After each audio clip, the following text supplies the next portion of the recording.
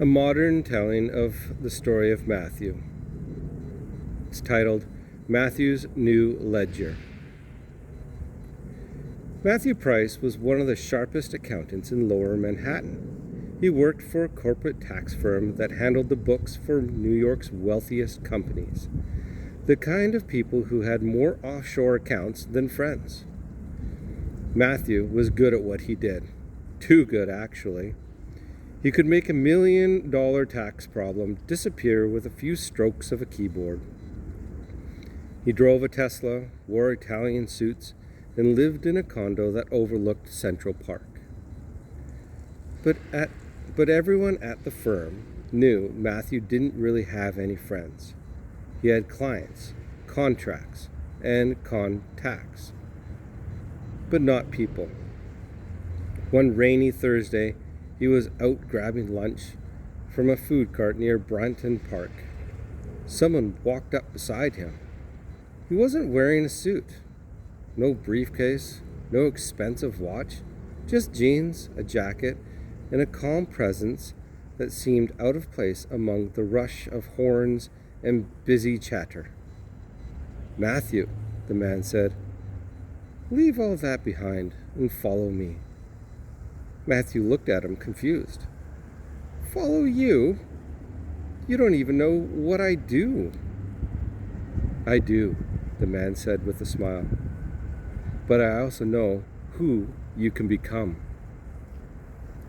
Something inside Matthew, burned under years of profit reports and perfect spreadsheets, began to stir.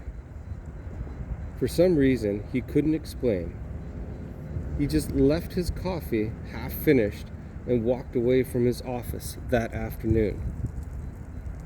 That evening he invited the man Jesus to dinner.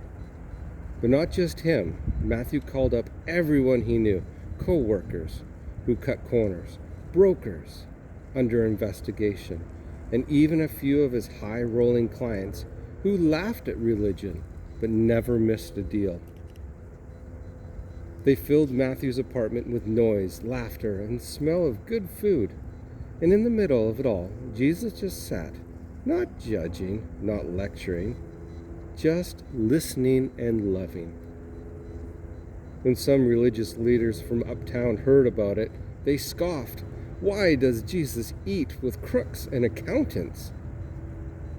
Jesus heard them and said, "Healthy people don't need a doctor. Sick people do. I didn't come to call the perfect, but those who have lost their way."